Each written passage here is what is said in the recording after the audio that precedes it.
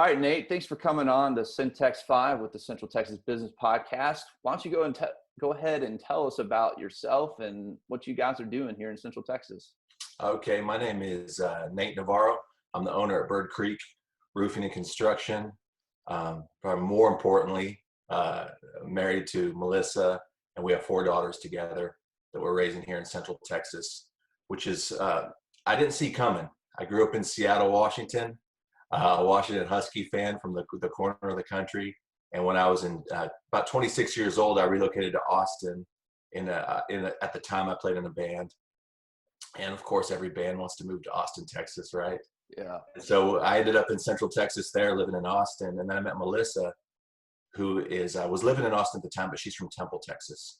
So that's my real connection to Temple and the Central Texas area. That's what brought us here. You know, they said once you marry a Texas girl, you're never getting out of the state. And I knew that for sure right away. And it's a good thing. And then so Melissa and I got married, stayed here in Texas. And then after we had our 4th daughter, actually moved north from Austin up here to the Belton area. So that's our connection here. We love Belton. It's been a great place to headquarter our business. We work in obviously Austin, San Antonio, and Dallas, and Houston, and all over the state of Texas, and now in a number of states. We're in Georgia and Louisiana. But we've just always felt like Central Texas was a great home base for us. You know, we love Lake Belton. We love the people. Our kids have great friends here. You know, we're real close to Austin if we ever want to, you know, check out a really good restaurant or a cool hotel. But then, you know, here in Belton, Texas, we've got some of the greatest, you know, food and people and atmosphere and the lake life, and just been a lot of fun, man. Love Central Texas, love doing business here. And it's been really, really, really good. Yeah, I just want to echo the town of Belton. I mean, we're a small town feeling, but we're close enough to Austin. We're close enough to Dallas. We can get away for a weekend, and that's what's cool about being here in Temple and Belton is that opportunity. That we're a small town. Definitely, everybody knows a lot of people. Everybody knows everybody almost type thing, and it's close enough. It's a little bit of a hidden gem, you know. And I think that, you know, there's a lot of us that love that and are okay with it staying that way, because I have plenty of buddies in Austin that drive from Austin to Dallas, you know, regularly for work or whatever. And they'll say like, now, where do you live again? I'm like, I live in Belton. And they're like, now what is that? And like, you know, have you seen Temple? And they know Temple because of the Buc-ee's, right? On the way to Dallas. And that's about all they know. There's like a busy Starbucks and then there's a Buc-ee's. We're like, yeah, that's all we got. You know, I don't want them to know anymore. So they can stay in Austin. No, we love it, man. It's a lot of fun. And it is. Literally, if you don't ever jump off I-35, you're never going to see the lake. You blink. One of the most beautiful lakes in the state, you know, and you're never going to, you know, hit Chef's or Miller's barbecue, you know, some of the best barbecue you can have in the state. And so, yeah, it's a little bit of a hidden gem. We love it. We'll take it. Definitely, man. That's awesome. Yeah. So right now, what's not necessarily to love for everybody is the coronavirus and how it's kind of affecting small business. It's affecting our personal lives. I would say it's wreaking havoc in some areas that need it, but wreaking havoc in areas where people are realizing they weren't prepared. So on those two extremes, how is coronavirus affecting you guys, and what are you guys doing to kind of help try and mitigate that process?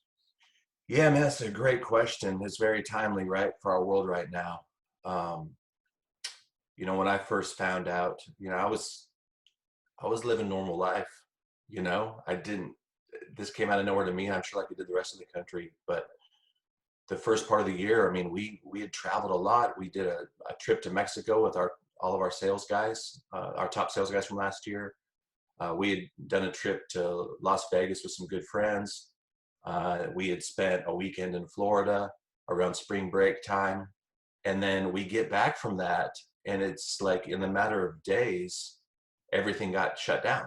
Like it felt really sudden. And even for us, we sort of thought, wow, if we would have known this information a couple weeks ago, like, would we have went to Mexico and Vegas and Florida and all that? You know, like we were a little bit like, whoa, this is serious. You know, it felt a little, end of the world-ish, I guess, when you start going to grocery stores and people are lining up and you have to stand 6 feet apart and people are wearing masks. And this feels like I'm in a movie. You know, it was very surreal.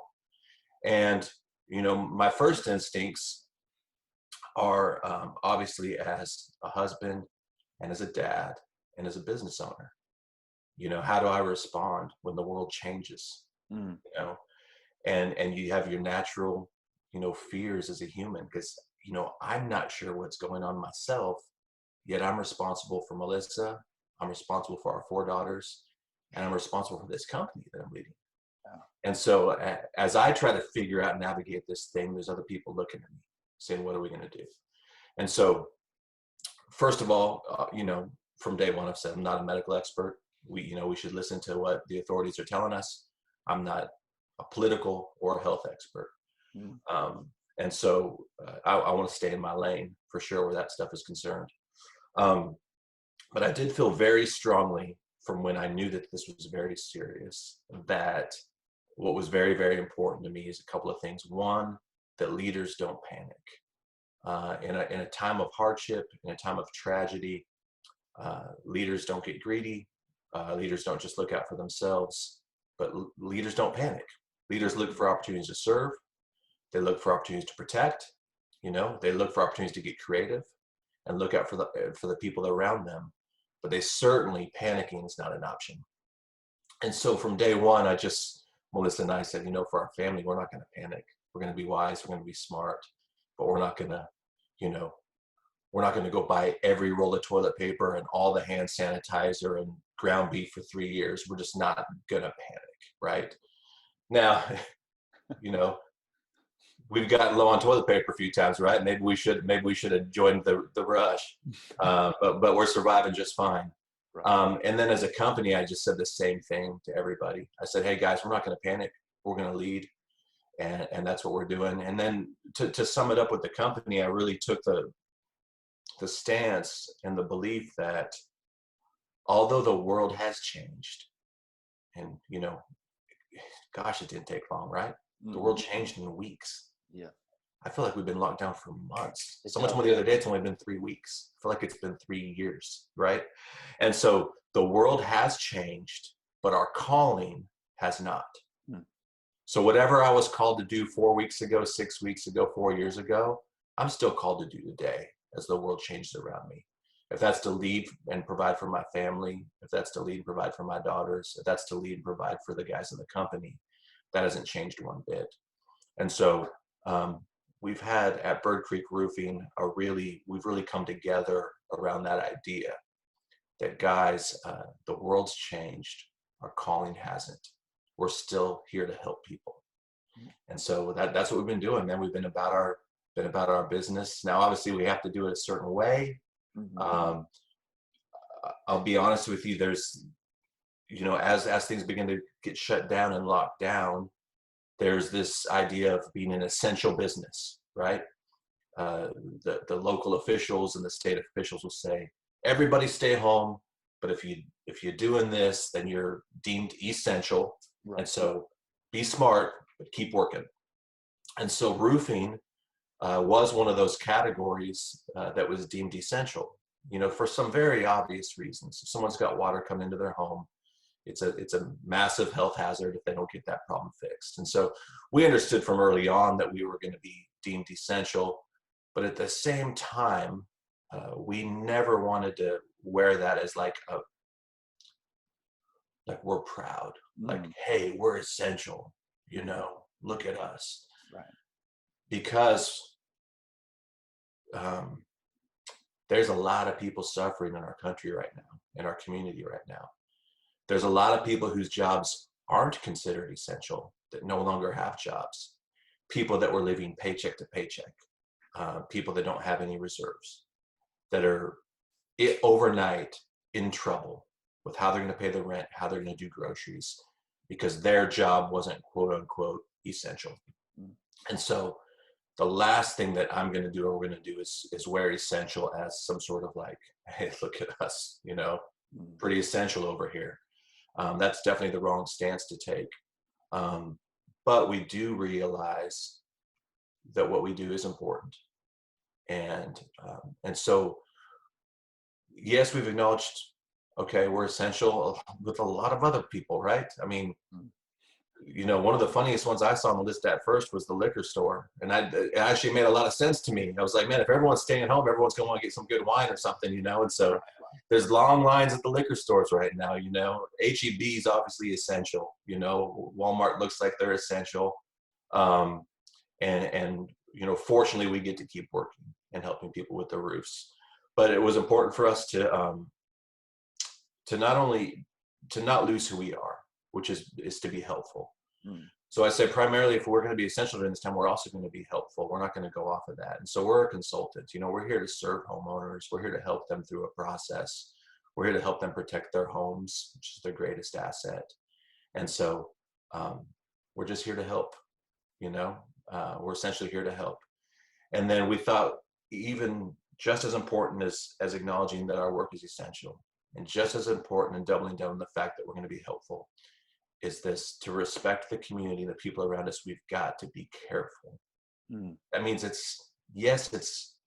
we're getting up and working every day, but we're working differently than we did before, for the sake of our families and for our community and the elderly among us, right? The people among us that have pre-existing health conditions that may make the virus more difficult for them. And so, we're super careful. I mean, we're practicing all the social distancing. I haven't seen my team forever. We do everything through Zoom. Mm. And then with the homeowners that we're helping, we're very upfront about the fact that, like, you never have to see us, zero contact, roof consultation. We'll take pictures and video. We'll Zoom, conference you if you want to talk through your estimate. We're practicing social distancing, in every area of the company in order to be careful. So I think if you would want to sum up, at least, let's just take the family aspect of dealing with COVID. We're just trying to make the most of it, man. We're pretty busy family typically, very social. We've always got a bunch of people in our home. And pre-COVID, a night of just our family at home was such a rare thing. We'd have to put the thing on the calendar. I miss my kids. Let's hang out Wednesday night, Mm. So this has changed that. And we've been home together every night. It's been awesome. We're trying to see the silver lining in the clouds on that one, right? And what is good about the fact that we're forced to stay home and get to know each other more again, and more time together. And we're doing more bike rides and more walks like everyone else, and cooking more together. So as a family, we're trying to make the most of it and stay positive. Melissa and I, neither of us would claim to be great homeschool parents. So that's a little bit of a twist for us that we weren't expecting. But hopefully our kids survive that and get to go back to school before long, before they have to repeat their grades again. Oh man. And then as a business, I think as a family, we're trying to see the positive in it and stay healthy. And then as a business, what we're really trying to do is say, the world's changed, our calling has not. And so let's be vigilant about knowing that we're essential, being helpful, and staying careful. And that's really what we're doing. And so, Yeah. thanks for Wow. asking. Yeah, Nate, thank you for sharing, man. And I would definitely say what I feel like I need to echo on that is the world has changed, but our calling is not. I mean, we've been called, we've been created to do something in this world. And just because something changes, an outside force that we cannot control, doesn't mean the thing that we can control has to change. And that's how we approach each day, with a approach of humbleness and humility and willingness to serve. That doesn't need to change. And that's incredible. That, I mean, BridCreek started very small and now has grown, and it's with the belief and the system and the leadership qualities that you've inputted and those around you to put that into motion and put that into action. And so that's just really cool to hear that and see it and connect with that on crazy levels. So thank you for sharing that. Oh, you're welcome. Super grateful for this opportunity. So, so on that, at the end of things, we've got basically an opportunity for you to kind of double down on your business. And you've talked about the philosophies behind the business and what you guys are doing to practice social distancing and how you can do estimates and things like that. But is there anything else about BridCreek Roofing that you would like the listeners and the viewers to know about you guys in this time, or just in general time? Oh man, I think that, you know, first of all, I think that what's happening at BridCreek is really, really unique, you know, um, because our whole approach to business and to life and to roofing is just, it's just different, man. It's just a unique thing, you I would know. say that we can tell that now. We can tell that today. You know, and I think that if anything I'm proud of, it's of that culture of what's happening with our team and our core values, and even the way this whole thing started. I mean, I had no background in roofing, right? I was a guy that spent 12 years touring in a rock band, and then I spent 5 years in downtown Austin working in the nonprofit world.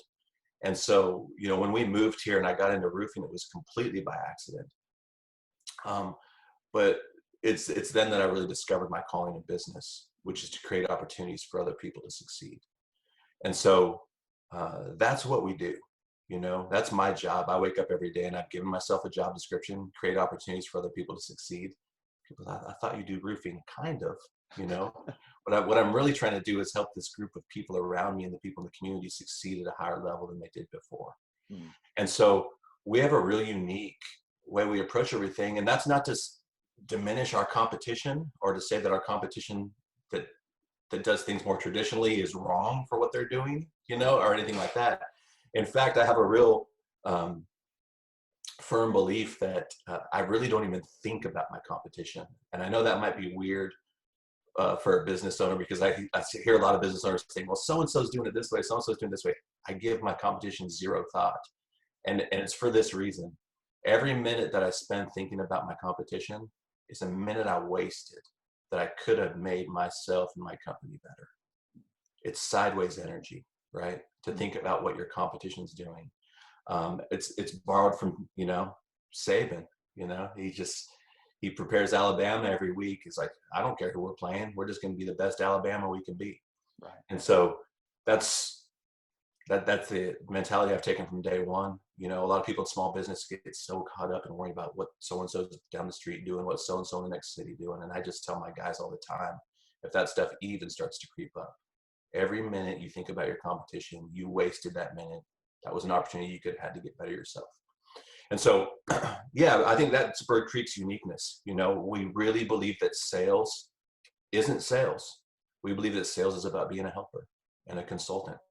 And we're never going to be salesy, right? We're always just going to come alongside homeowners as a consultant and a helper. If you wanted to boil down what we believe, you know, to be true about life and business, we kind of revolve around, you know, our core values, these three words, which is generous, optimistic, and driven. Mm. And with generous, we just feel like that's an overall disposition in life and in community, where you give the people around you the benefit of the doubt. Mm. You err on the side of grace and thinking the best about others and being generous with your thoughts about others. And also being generous with our customers and our homeowners, right? With the amount of time we spend with them, with the attention to detail. There's a generosity in that. And then there's a generosity to the guys that get to a point in their career where they start doing well financially and they have, you know, extra income, you know, and things of that nature, where we really teach and try to model being generous in your community, you know, and really giving there. And then optimistic, you know, I firmly believe that construction is hard. It's messy. It's not math. It's not science. So things don't go, you know, according to plan every single time, or ever, rarely.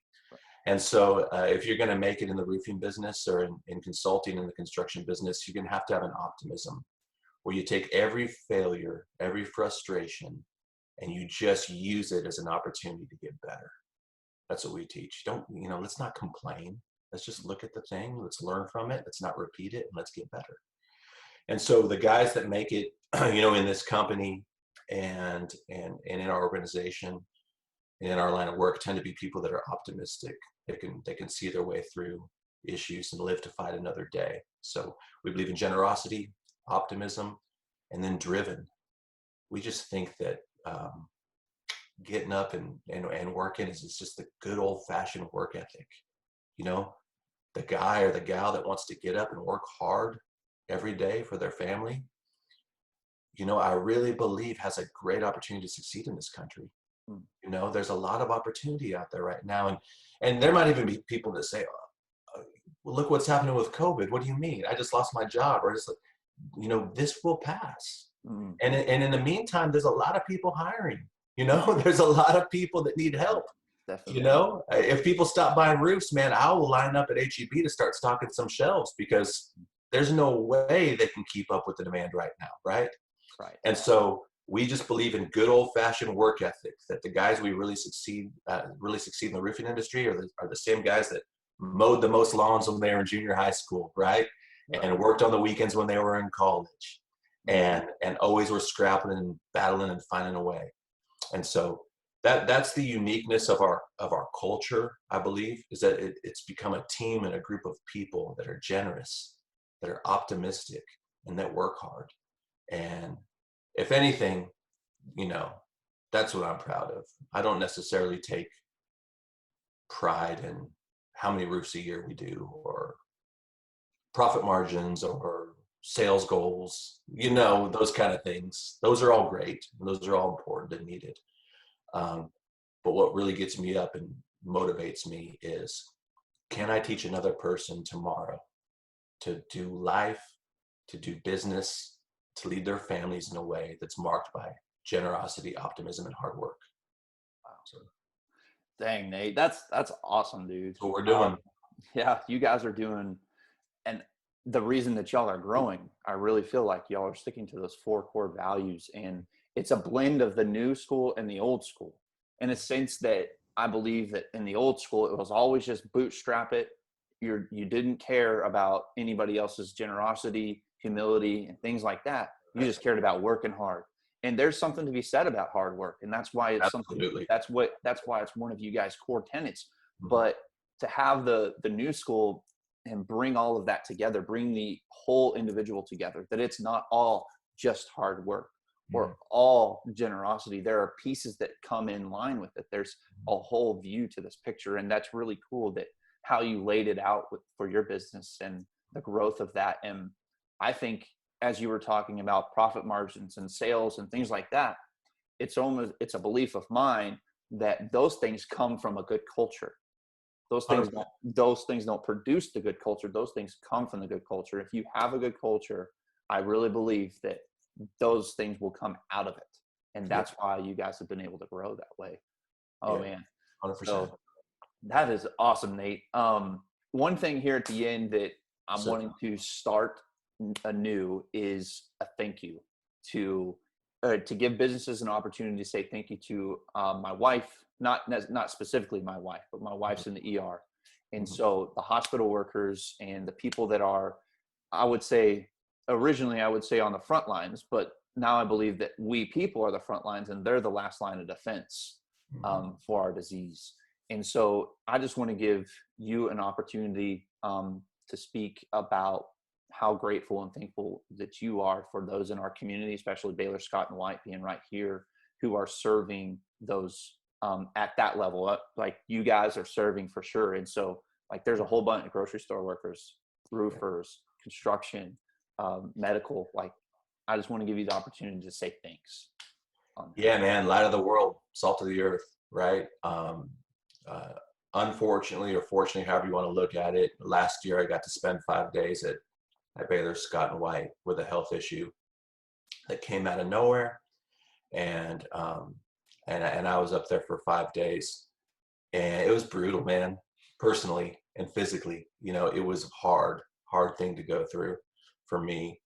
Um, and I just remember, you know, the love and the care of the staff, particularly the nurses that are coming in there at all hours of the night, you know, while I'm dealing with all sorts of issues. And I had this sweet nurse who, like, I hadn't eaten for 3 or 4 days, and the first thing I could get into was cranberry juice. And she was like, "Hey, she showed me where the secret stash of cranberry juice was in the hallway. So if I ever wanted to get one." Mm. And you know, I'll never forget that. And I'll admit, I used to drive by Scott and White, you know, on the way to, you know, take my kids over to Ralph Wilson to play basketball, or on the way to take the family out to Mod Pizza for a dinner. So, you know, I saw the building there, and I have friends that work there. lot of friends that work there actually when you live in Belton. But yes, But it was just a place I drove by and didn't think a whole lot about, other than I've got some friends that work there, right? That changed me. That 5 day stay in the hospital where that was pretty brutal. It changed me to where now every time we drive by, the family and I will just say a prayer for, the staff, the patients. Nobody wants to be there, man. I mean, I'm not talking about staff, I'm talking about the patients. right. Unless you're there to have a baby, you don't want to be there, right? And so, we always say a prayer that the nurses and doctors will be able to help people get back home. Mm. And that totally changed my perspective. Having been a patient changed my perspective on what those folks do. And then in this situation, yeah, they're right there, right there on the front lines, and hopefully helping these folks that are struggling with the virus, getting them better so they can go back home. Mm-hmm. And so huge shout out and thank you to anyone working there at Baylor Scott and White, or any hospital or any clinic, or anyone that's doing anything good in the world right now to help others. We're so grateful for your service. Thank you. Thank you, Nate, again, a million times over, man, just for the opportunity to have you on the show. I know you've made me better just by sitting and listening to you, and over our interactions over the last, you might be surprised, about 4 years, whenever I was coaching at Temple College. Mm-hmm. And you were sending guys were going over from the baseball team over to you guys' house, the Navarros, like just the impact that you had on the baseball team there. And then from then until now, like that, I just want to say thank you for just being a light in this world then and now, and not, like you said, panicking, and being a true leader in our community, and setting a tone. And it's an opportunity for us to get that out. And so thank you so much for coming on and taking the time to do this. Yeah, man. And again, none of this is because I've got it nailed or got it figured out. Any great lesson I've learned in my life, I've learned through failure. Never been book smart. I just will do something very, very stupid, and it will hurt. And I'll be like, okay, I'm never doing that one again. Right. So most good lessons are learning from failure and moving forward. So I've been the recipient of much grace. And because of that, I think that's why I lead this way. I don't lead this way because, I was, a born leader or something like that. It's just that I went through some difficult things, been picked up, by God's grace and by the help of friends and mentors, and constantly in life been given, chances and opportunities to learn and grow. And that's just influenced, how I do BridCreek Roofing and how I live life, and all those things. So I'm grateful for your kind words, but it's not because, I'm book smart or a natural born leader or anything like that. I just, I've been the recipient of much grace. And so I look every day to try to pass that on, if that makes sense. Yes, sir. And so, well, but thank you. Thank you, man, again. Yep. And finally, for coming on the show and sharing your grace onto us. And hopefully this is something that others can use. Not that Nate Navarro is saying be gracious to others, but it's a belief, and they can see the success of BridCreek Roofing. If they need those numbers, they need those hardline numbers, they can see that success. Well, then now they can really dive into this short interview that we had and see what it took for you guys to get to where you were. And it's a good opportunity, because COVID-19 has sent a lot of people home to be self-evaluate, and it gives you a chance to step back so that you can step forward in the future. 100%, man. 100%. Well, thank you for your time, bud. Yeah, man. I hope you guys have a great rest of your day. It's Friday, so there is no weekend in business world, but I hope you have a safe and happy weekend, and we'll catch you next time. Okay. Okay. Sounds good, bud. Thank you very much. Yeah.